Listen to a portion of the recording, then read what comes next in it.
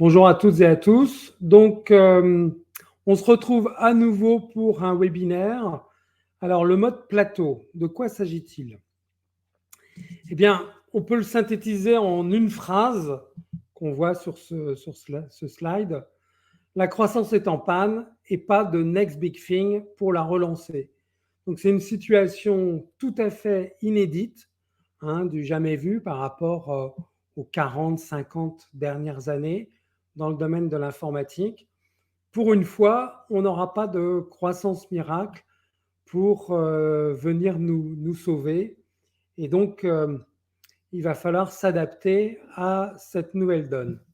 Alors d'abord, on va regarder ensemble dans la première partie les raisons profondes. Pourquoi est-ce que tout d'un coup, on constate, on est bien obligé d'admettre que la croissance est en panne? Alors, tout d'abord, il faut se remémorer qu'on vient de vivre une période, une longue période, absolument incroyable. Moi, j'ai appelé ça les 40 glorieuses. C'est un clin d'œil aux fameuses 30 glorieuses qui, depuis la fin de la Seconde Guerre mondiale jusqu'au début des années 70, où on avait connu une phase de croissance économique très forte et ininterrompue, c'est ce qu'on a connu dans l'informatique, mais encore plus longtemps. Et cette phase, elle s'est caractérisée par des volumes de vente importants et une croissance continue, ininterrompue.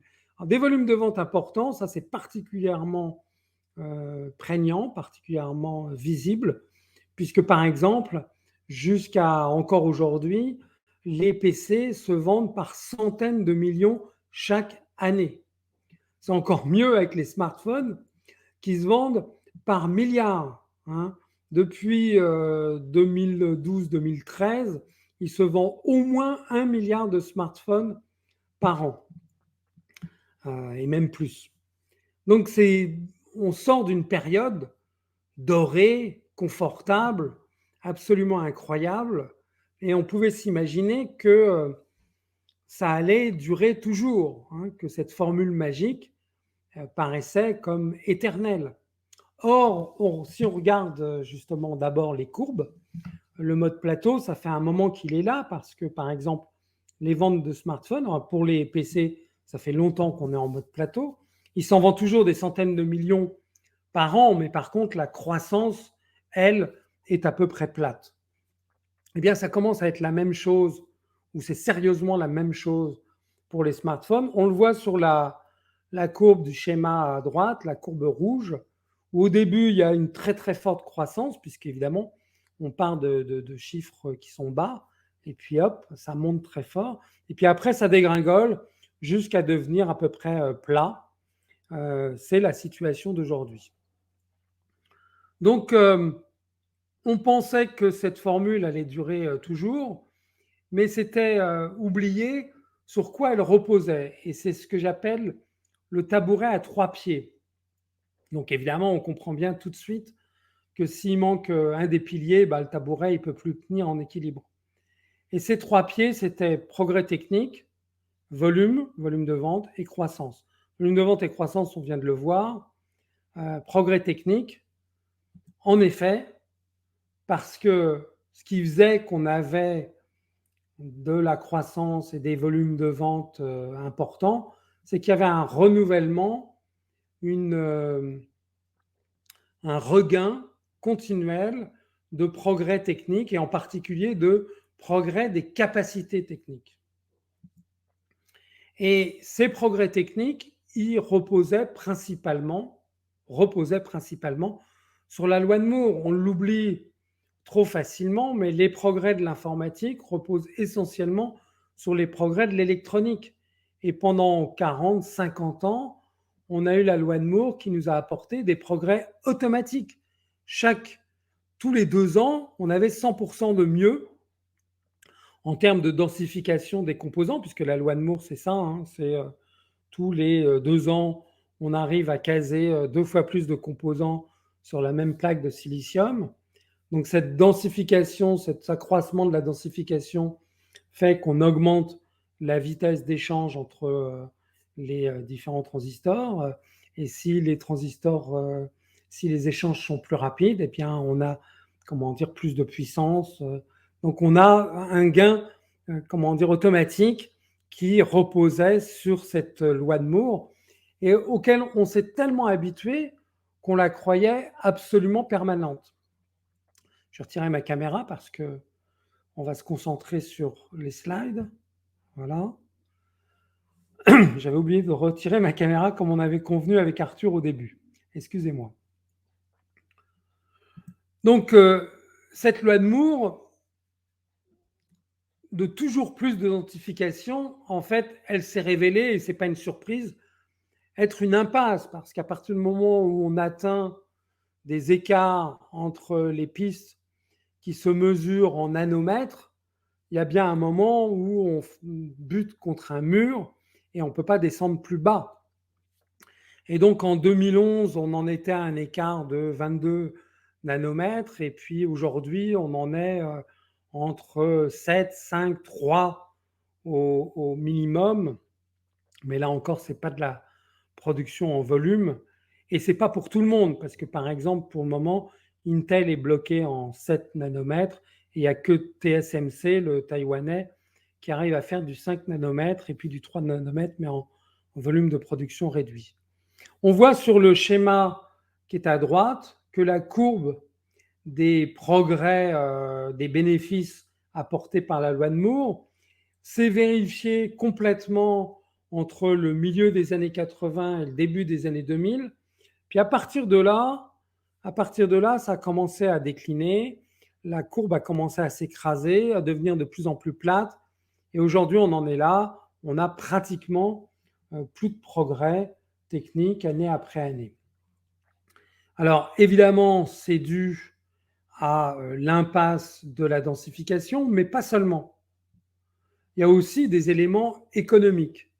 Et là, c'est plus la loi de Moore, c'est la loi de Rock, du nom de Arthur Rock, un venture capitaliste, qui a établi il a constaté que tous les 4 ans, le prix des usines, des nouvelles usines pour graver des composants avec toujours plus de densification doublait.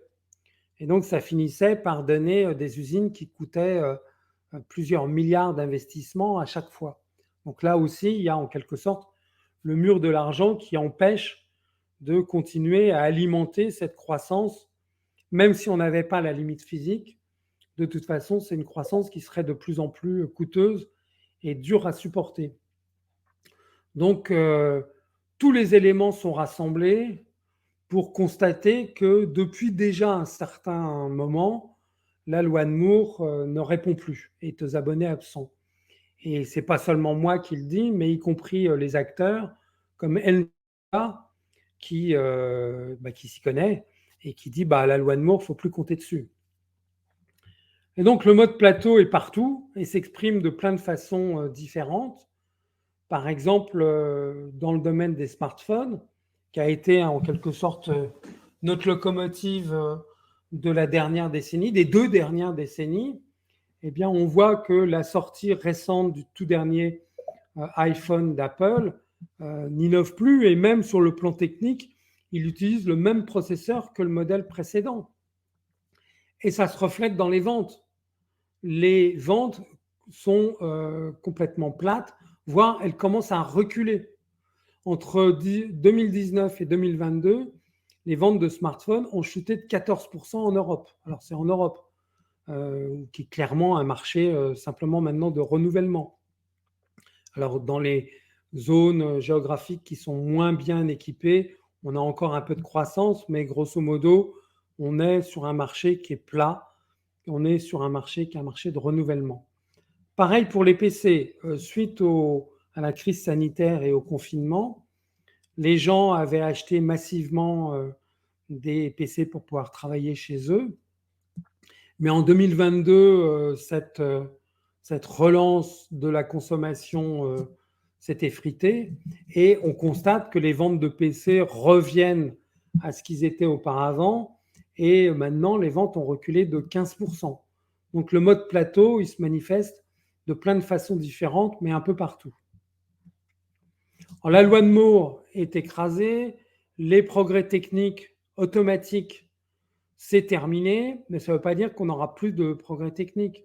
Il y a d'autres voies qui s'ouvrent. Par exemple, ARM est emblématique de faire des processeurs qui consomment moins d'énergie, qui ont donc plus d'autonomie et qui génèrent moins de chaleur. Et ça aussi, c'est un progrès technique très important parce que ça permet d'ouvrir vers d'autres types d'usages. Donc, il est évident que ce n'est pas parce que la loi de Moore est écrasée qu'on va se retrouver dans une situation où on n'aura plus de progrès techniques. Par contre, ce qu'on ne va plus avoir, c'est les progrès techniques automatiques, tous les 2 ans, garantis, sans faire d'efforts. Ça, c'est terminé. Alors maintenant, la deuxième partie de cette présentation, de notre webinaire, c'est la next big thing, la prochaine grande affaire qui est censée tout relancer. Alors, pourquoi est-ce que je dis qu'il n'y aura pas de next big thing? Ou en tout cas, pas tout de suite. D'abord, ce qui est important de comprendre dans la phrase, dans l'expression next big thing, c'est le mot important, le mot à retenir, c'est big. C'est-à-dire qu'il faut des volumes de vente importants et de la croissance pendant pas mal d'années. Et évidemment, comme ça fait à peu près 4 ans qu'on est en panne de croissance et qu'il n'y a pas de next big thing pour relancer, toute l'industrie réclame à corps et à cri que cette nouvelle tendance produise ses effets maintenant. Mais on va le voir, les candidats qui sont mis en avant pour être justement cette nouvelle grande affaire ne sont pas à la hauteur de l'enjeu. Le Web 3, par exemple, bon, ça, c'est une fraude, c'est une escroquerie complète. J'en ai assez parlé ces derniers mois, sur tous les tons. Je suis toujours surpris d'ailleurs de voir encore des gens qui mettent en avant, qui font la promotion du Web 3, alors que maintenant, on a quand même suffisamment de recul pour s'apercevoir que toutes les promesses du Web 3, toutes les promesses du Web 3 se sont avérées être des impasses. Il n'y en a pas une seule de ces promesses qui ont été tenues, au contraire. De plus, quand je dis le Web 3 est une fraude, c'est une escroquerie, mais des escroqueries intellectuelles ou techniques, dans le monde de l'informatique, par le passé, on en a connu quelques-unes. Donc, bon, ce n'est pas forcément étonnant. Là où c'est nouveau avec le Web 3, c'est que c'est une escroquerie au sens propre du terme, c'est-à-dire que le but, c'est de vous soutirer de l'argent, parce que le Web 3 n'est qu'un paravent, n'est qu'une surcouche de la crypto. Le but du jeu, c'est de vous faire acheter de la crypto, point.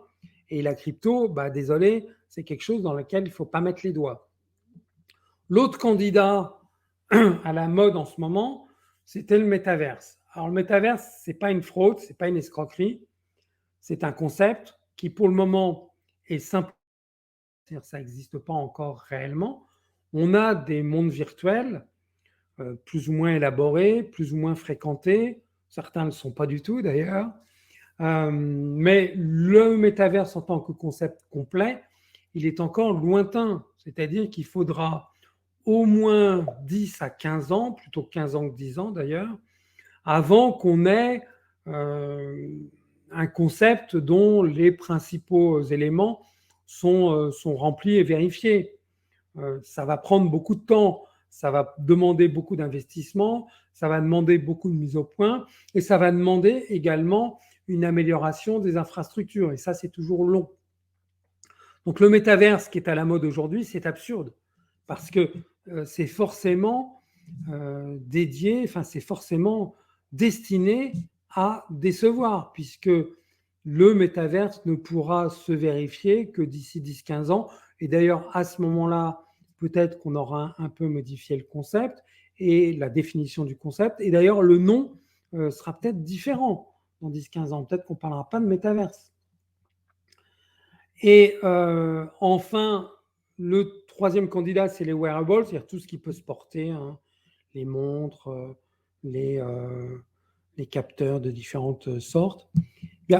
C'est un demi-succès Et pour le moment, ça ne représente pas les volumes de vente espérés. Enfin, il y a les ordinateurs quantiques. Et là, j'ai fait un slide dédié. Parce que là, on est dans un domaine où vraiment, c'est un enthousiasme beaucoup trop anticipé en matière d'ordinateurs quantiques. Pour le moment, on est dans les phases les plus primaires de ce parcours qui va encore durer longtemps.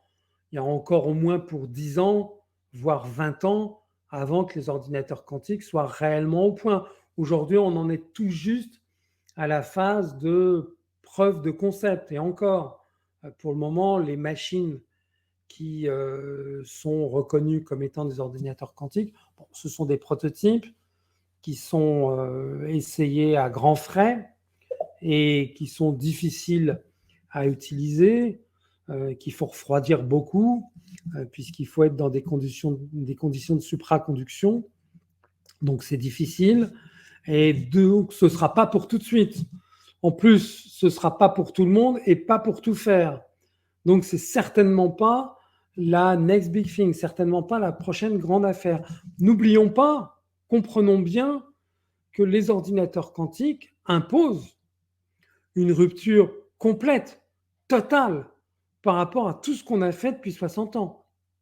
Et d'ailleurs, ça va demander à réécrire intégralement tous les logiciels qui seront mis en œuvre pour faire tourner ces ordinateurs. Et là, il faut quand même se souvenir que depuis 60 ans, l'informatique repose sur l'architecture von Neumann pour ce qui est des processeurs et sur le silicium pour ce qui est des matériaux.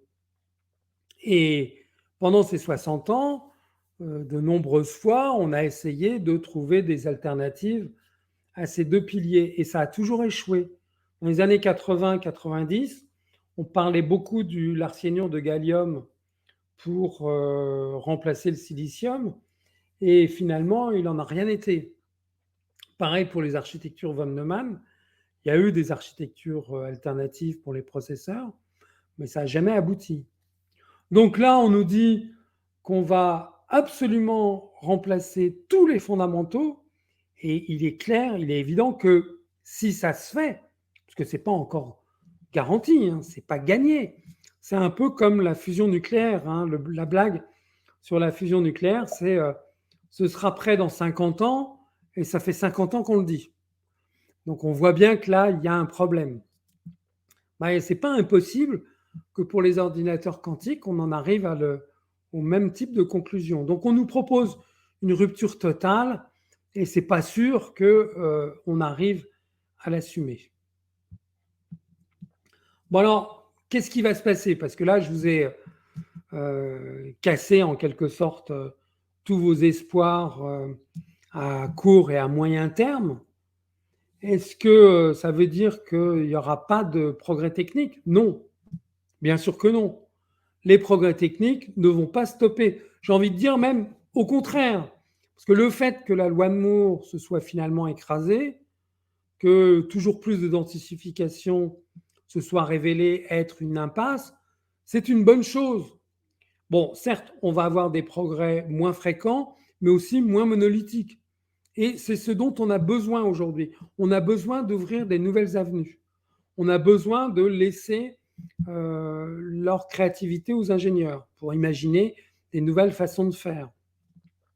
Par exemple, l'idée de consommer moins d'énergie, de produire moins de chaleur, c'est une bonne chose. On en a besoin. Il faut creuser cette avenue. Certains disent, bon, de toute façon, la densification, c'est pas fini, puisque jusqu'à présent, on a fait en 2D. Il suffit de faire en 3D, d'entasser les composants les uns sur les autres.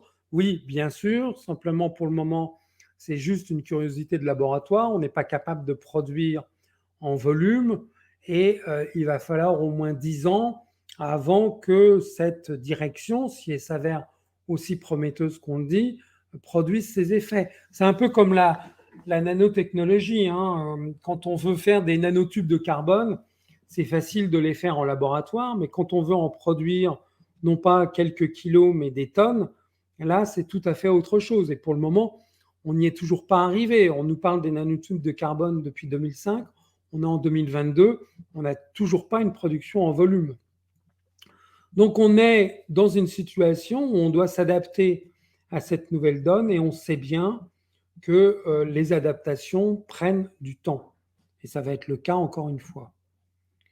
Est-ce que ça veut dire qu'il n'y aura plus de mode technique? Oh, ça, si, bien sûr, on aura toujours des modes techniques et le hype va continuer, y compris dans ses aspects les plus absurdes. Tous les 2 ans, tous les 4 ans, on aura une nouvelle mode technique. Mais évidemment, il ne faut pas confondre ces modes techniques qui sont fréquentes et toujours renouvelées avec la vraie nouvelle vague, la vraie nouvelle tendance, la vraie next big thing qui, elle, est bien plus rare.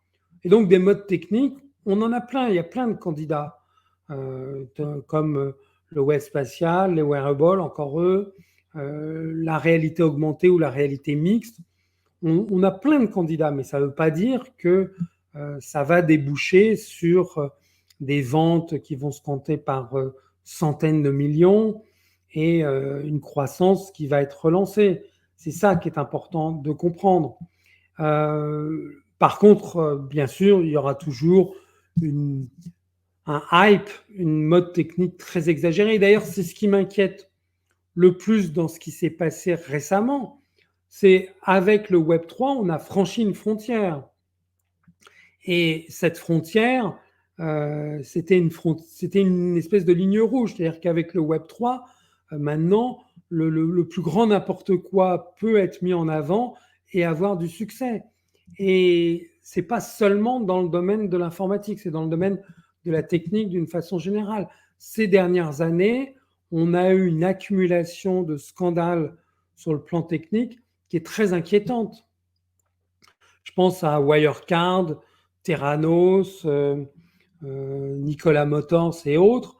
De plus en plus, c'est plus fake it until you make it, c'est fake it période, c'est-à-dire fait semblant, point barre, c'est-à-dire on ne s'embête pas. Ce qui compte, c'est d'escroquer le plus de monde possible le plus rapidement, puis on verra bien. Et avec le Web3, on est un petit peu rentré aussi dans cette période-là dans notre secteur. Et ça, c'est quand même assez inquiétant. Alors, moi, je propose quelque chose de tout à fait à l'opposé et que j'appelle l'informatique raisonnée. Alors, j'en parle depuis maintenant 3 ans. J'ai écrit un livre dessus. Il y a eu un webinaire, etc., etc. Là, j'ai simplement résumé les 3 principes généraux de l'informatique raisonnée qui sont lucidité, sagesse et discernement. Alors, on comprend bien, quand on dit lucidité, sagesse et discernement, ça se résume à bon sens.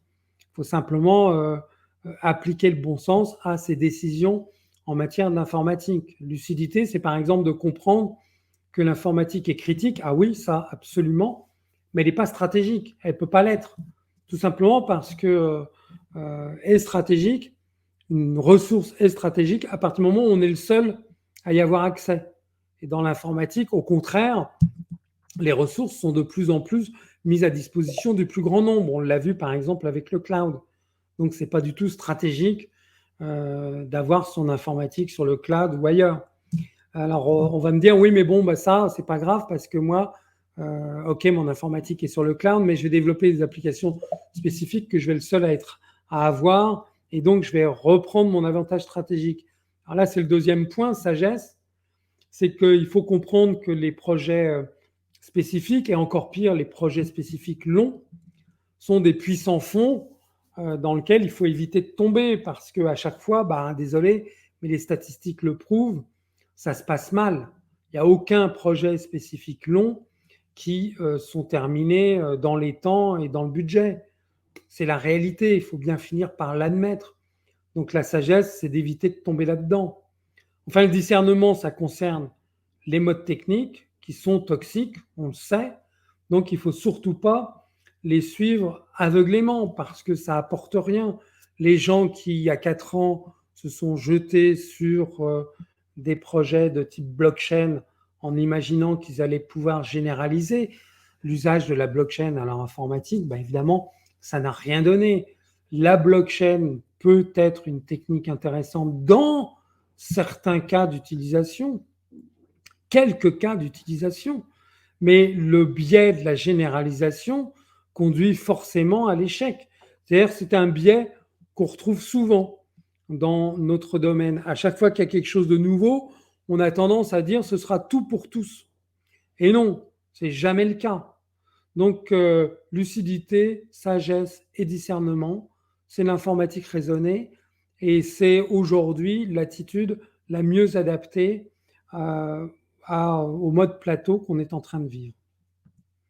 Donc, conclusion, on est en train de vivre une nouvelle ère qui va être très différente des précédentes parce que on n'avait jamais connu une telle panne de la croissance et une telle panne aussi des progrès techniques.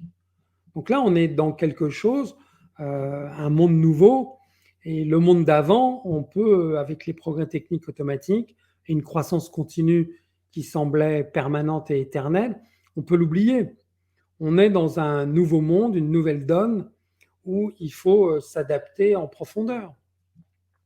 Voilà ce que je voulais vous exposer aujourd'hui pour ce nouveau webinaire. On va pouvoir maintenant passer aux questions-réponses. Et là, hop, je rallume ma caméra. Désolé d'avoir oublié de l'éteindre, hein, Arthur. Aucun souci. Bon, Eh bien oui, il va falloir passer aux questions parce qu'il y en a pas mal. Donc on va essayer d'être tant mieux. efficace et de rentrer dans le temps imparti. Vous affirmez que la loi de Moore n'est pas valable, mais qu'est-ce qui vous permet d'être aussi catégorique? C'est factuel. C'est factuel. D'abord, tous les acteurs impliqués le disent. Les acteurs qui sont les doigts dedans. Ils disent, bon, ben voilà, clairement, nos prévisions, c'est que c'est clair qu'on ne va pas pouvoir continuer à toujours densifier toujours plus les composants et obtenir 100% de mieux tous les 2 ans. Ça, c'est fini. Donc, à partir du moment où ce sont les producteurs eux-mêmes qui le disent, il n'y a plus matière à être sceptique. C'est une évidence que la loi de Moore s'est arrêtée. Alors, il y a encore quelques années, il y avait un certain scepticisme qui était compréhensible parce que pendant toutes ces décennies, on a annoncé souvent et de façon répétée que la loi de Moore s'était terminée pour être contredit aussitôt. Donc évidemment, on comprend qu'on s'y est tellement habitué qu'on l'imagine absolument permanente. Mais là, cette fois, on est bien obligé de se rendre à l'évidence et de constater que factuellement, ça ne marche plus. Donc, ce n'est pas moi qui l'affirme. Je ne fais que constater ce que disent les acteurs eux-mêmes, les producteurs eux-mêmes. Voilà pour la loi de Moore. Et je comprends qu'on y était attaché parce qu'on y était tellement habitué que ça faisait partie de notre environnement, ça faisait partie de notre horizon, ça faisait partie des éléments immuables. On avait grandi avec. Alors je vais pouvoir rebondir justement sur cette question de la loi de Moore, mais donc il y a quelqu'un dans le chat qui nous partage son avis et qui nous dit qu'actuellement en fait les capacités des processeurs sont limitées en puissance. Concrètement, vers quoi ça peut amener? Est-ce que vraiment on est limité d'un point de vue technologique? Est-ce qu'il n'y a pas encore des petites évolutions techniques qui peuvent venir compléter justement cette loi de Moore? Alors, on va avoir des évolutions techniques, même éventuellement spectaculaires, mais ce ne sera plus dans le cadre de la loi de Moore. La loi de Moore était très précise et sans ambiguïté. La loi de Moore parlait de densification, d'accroissement de la densification. L'accroissement de la densification sur un rythme précis, c'est-à-dire tous les 2 ans, on a 100% de mieux. Donc ça, c'est terminé. Mais les progrès techniques, eux, il y en a plein de possibles, dans plein de directions, et d'ailleurs qui sont nécessaires. J'ai parlé de l'amélioration de la consommation électrique et la diminution de production de chaleur. Ça, c'est très important parce que ce qui nous limite aujourd'hui en termes d'augmentation de la fréquence des processeurs, tout simplement parce que normalement, ça fond, ça produit tellement de chaleur qu'on ne peut plus augmenter la fréquence de l'horloge, tout simplement. Donc évidemment, si on se met à moins consommer d'électricité, si on se met à moins produire de chaleur, on peut à nouveau augmenter la fréquence d'horloge et on peut à nouveau avoir des gains en quelque sorte automatiques et gratuits, mais par contre, on ne va pas pouvoir faire cette astuce tous les 2 ans. Donc oui, il y a encore plein d'avenues pour des progrès techniques. Et d'ailleurs, on va avoir des surprises et même des bonnes surprises, parce que maintenant qu'on a retiré notre focus de simplement plus de densification, on peut explorer d'autres avenues, ce qui était nécessaire de toute façon. Ok. On a une autre question qui est la suivante. Pourquoi as-tu écarté les sujets d'intelligence artificielle, de big data, data science dans cette nouvelle ère de l'IT? C'est pas forcément des sujets que tu as vraiment traités directement. Alors, oui, bon, j'en ai parlé souvent de l'IA, et donc là, je voulais pas faire de la redite. Aujourd'hui, on s'aperçoit avec le recul de plus en plus que ce que je dis depuis plus de 2 ans, c'est-à-dire qu'on est rentré dans l'automne de l'IA, que le machine learning et l'apprentissage profond avaient des limites, voire heurtaient un mur, que c'était vrai. Tout ça, on se rend compte que c'est pas des paroles en l'air. Donc effectivement, j'ai pas parlé de l'IA qui va continuer à être utilisée, mais l'IA tout pour tous, ça c'est terminé. On a compris que l'IA n'allait pas pouvoir être généralisée à tous les usages comme on l'imaginait auparavant. Par contre, puisqu'on parle de big data, voilà un domaine où l'IA est particulièrement bien adaptée quand on a des gros volumes de données, et des gros volumes de données pas forcément très structurés, pour identifier quels sont les schémas répétitifs dans ces gros volumes de données. Pour le moment, effectivement, il n'y a rien de mieux que les modèles de type machine learning pour arriver à voir justement les aiguilles dans les bottes de foin. Donc effectivement, j'en ai pas parlé parce qu'en un peu moins d'une demi-heure, on ne peut pas aborder tous les sujets. Je voulais éviter de faire de la redite par rapport au webinaire précédent. Mais c'est clair que l'IA et le big data, et d'ailleurs les deux liés ensemble, ont un avenir important à jouer dans cette nouvelle ère de l'IT, qui d'ailleurs peut se résumer à être une ère d'optimisation. C'est-à-dire qu'on va enfin se consacrer à optimiser ce qu'on a à notre disposition, ce qui ne sera pas plus mal. Un monsieur dans le chat qui venait finaliser en fait son propos et qui, de mon point de vue, s'allie un peu avec cet aspect de l'informatique raisonnée, c'est-à-dire que d'un point de vue peut-être technique, brut, on est arrivé un peu à la fin d'une ère, Oui. Mais que l'objectif, ça va être justement la sécurisation de cette ère Internet, de cette ère technologique et d'une utilisation raisonnée de ces différentes technologies. Donc au final, vous avez un peu le même point de vue sur ce sujet-là. Il y a énormément à faire dans tous les domaines. Ça, le travail ne va pas manquer. Ce n'est pas parce qu'on change d'air que tout d'un coup, il faut se désespérer. Au contraire, on n'a jamais eu autant à faire. Mais simplement, on n'a plus de progrès automatique. Ça, c'est ça qui change. Ok. Je vais me permettre de parler du sujet du métaverse. Pourquoi, de ton point de vue, le métaverse mettra autant de temps à arriver? Et pourquoi, s'il mettra autant de temps à arriver, on en parle autant? Voilà. Ça, c'est tous les mauvais aspects du hype. Quand il y a une mode technique et que le hype s'en mêle, il n'y a que des effets toxiques. Donc, il y a une mode actuelle du métaverse qui est complètement absurde. Bon, Facebook, qui maintenant s'appelle Meta, y a beaucoup contribué parce que simplement, ils ne pouvaient plus faire autrement. Mais il est clair que le concept du métaverse est un concept très exigeant, très ambitieux et qui demande des progrès très importants en termes de capacité, en termes d'infrastructure. Alors, des progrès très importants en termes de capacité technique, quand on est dans une ère où justement ces progrès techniques vont ralentir un peu, vont être moins fréquents, moins automatiques et plus diversifiés, c'est une trajectoire de collision en quelque sorte, ça tombe mal.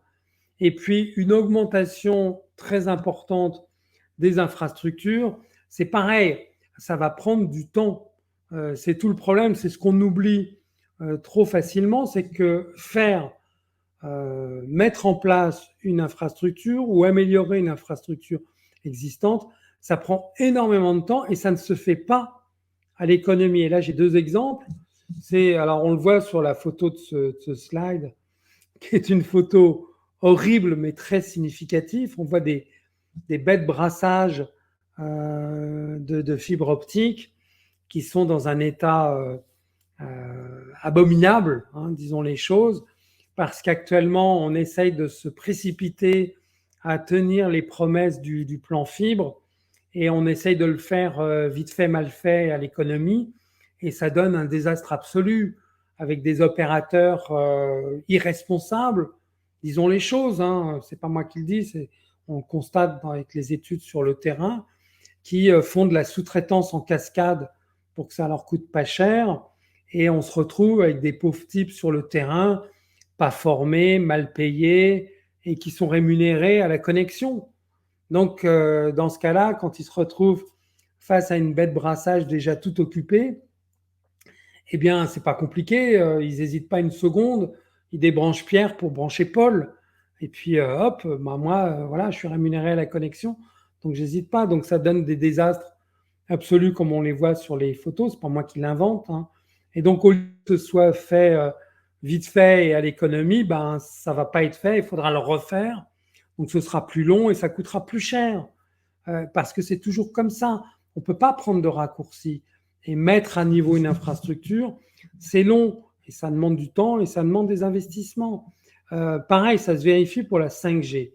La 5G, il y a 2 ans, on faisait des promesses mirifiques comme quoi ça allait être merveilleux, ça allait être formidable, ça allait tout changer. Résultat, 2 ans après, on se rend compte qu'on est dans les phases initiales de déploiement et que pour le moment, on ne vérifie pas de différence entre la 5G et la 4G. Mais c'est normal. J'ai envie de dire même, c'était prévu. Pour le moment, c'est simplement le déploiement matériel de la 5G qui a été fait. Et encore, ce n'est pas fini. C'est en partie. Pour tout ce qui est nouvelles fonctionnalités logicielles, bah, ce n'est pas déployé encore. Donc, c'est normal qu'on ne voit pas de différence. Donc là aussi, ça va prendre du temps. Il faut bien finir par l'admettre que les choses prennent du temps. Alors, pareil, pour revenir sur le métaverse, là, sur ce slide, j'ai 2 photos de masques de réalité virtuelle ou augmentée pour montrer que les évolutions prennent du temps, voire beaucoup de temps. Sur la photo du haut, le masque énorme qu'on voit, c'est un masque commercialisé par Virtuality, une boîte britannique, dans les années 80-90. Les années 80-90, il y avait déjà eu un boom de la réalité virtuelle à cette époque-là. Bon, avec des masques énormes, des gants haptiques monstrueux, etc., etc. Bon, ça avait fini par tomber à la fin des années 90.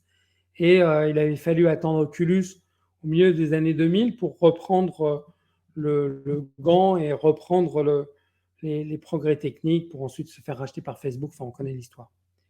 Mais c'est loin d'être terminé. Ça fait déjà 30, 40 ans qu'on tourne autour de cette notion de réalité virtuelle, qui est un des éléments du métaverse, mais pas le seul.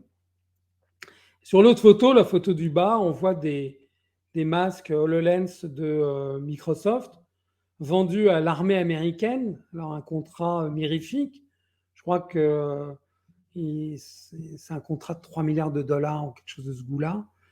Et qui est en train de tourner au désastre absolu parce que sur le terrain, les tests menés justement par les soldats américains, bah, ça ne marche pas du tout.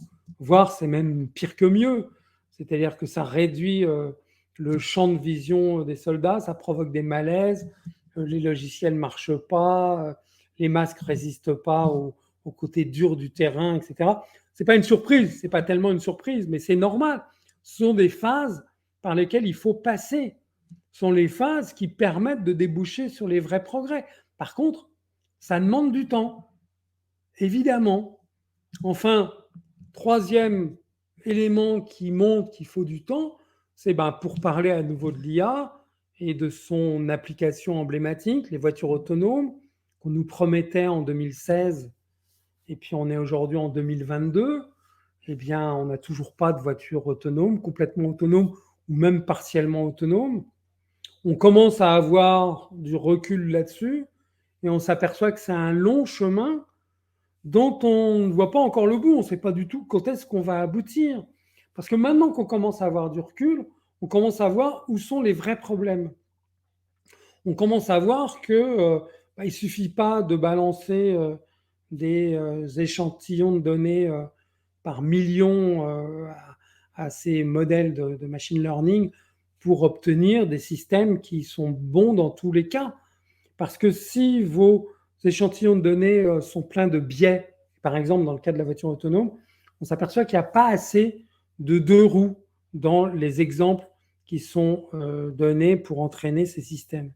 Donc quand il y a des deux roues, soit ils ne les reconnaissent pas, soit ils les confondent avec autre chose, soit ils se disent, bon, de toute façon, ça n'a pas d'importance, je ne sais pas ce que c'est et ça ne compte pas. Et c'est normal parce que sur nos routes, il y a beaucoup plus de quatre roues que de deux roues. Donc évidemment, les données d'échantillons dont on les abreuve portent ce biais. Et c'est un biais qu'il faut corriger. Et ça va prendre du temps. Une fois de plus, je me répète. Mais donc le métaverse, s'il faut augmenter les capacités d'un facteur 1000, s'il faut augmenter les infrastructures du même niveau, on se rend bien compte que, évidemment, ça ne va pas se faire tout de suite et que la mode actuelle est simplement absurde et montre simplement tous les aspects nocifs des modes techniques. Voilà, j'ai répondu. J'ai répondu un peu longuement, mais j'ai répondu. Je pense que c'est plus que complet comme réponse et que c'est bien précis et que la personne a eu la réponse qu'elle voulait. Il y en a une dernière qui... Alors, je vais essayer de la... Comment je pourrais la lire? Qui dit qu'avec les derniers événements sanitaires et les dernières évolutions, notre société a eu des réponses plutôt rapides. C'est-à-dire qu'en tant qu'individu, quand on nous annonce quelque chose, et tu le soulignais très bien, on aimerait que ce soit mis en place tout de suite, que ce soit la 5G, la fibre. Est-ce que justement, les fondamentaux sociétaux ne sont pas basés sur cette technologie qui arrive très rapidement? On a envie qu'elle arrive dans un mois, d'ici un mois, même pas un an, alors que tous ces systèmes-là vont prendre du temps. Est-ce qu'on ne serait pas sur une vraie problématique sociétale? Et les entreprises, elles aimeraient en fait pouvoir répondre à tout ça, et du coup peut-être qu'elles sautent des étapes, peut-être qu'elles proposent des produits qui ne sont pas aboutis et qui sont, alors pas inutiles sur certains sujets, mais qui sont peut-être moins utiles à ce stade-là. On parlait par exemple du métaverse. Est-ce que ce ne serait pas justement une problématique fondamentale? Oui, mais alors, justement, c'est tout le problème. C'est ce contre quoi il nous faut lutter, nous tous, chacun à notre niveau. Le tout de suite, ça ne marche pas. On le sait. Et vouloir brûler les étapes, c'est la meilleure recette pour se retrouver dans une grosse catastrophe, un gros désastre. Aujourd'hui, on le sait, l'informatique, elle est surtout jugée parce qu'il ne marche pas. C'est ça, pas parce qu'elle apporte de nouveau, parce qu'il ne marche pas. Parce que l'informatique est super critique. Et c'est ça, c'est là-dessus qu'il faut travailler. Ces 2 dernières années, par exemple, on s'est aperçu toujours plus de la fragilité de l'informatique sur le plan de la sécurité. Mais la sécurité, ce n'est pas seulement un problème technique. Ça peut être un problème justement humain. Les tests qui ont été menés montrent que les offensives de type ingénierie sociale marchent beaucoup trop bien au sein des organisations. Donc plutôt que de mettre des firewalls de la mort qui tue, ce qui est important, c'est de briefer chaque membre de l'organisation, de lui répéter encore et toujours que quand vous avez un prétendu technicien qui vous demande vos mots de passe et vos accès par email, par téléphone, il ne faut pas lui répondre.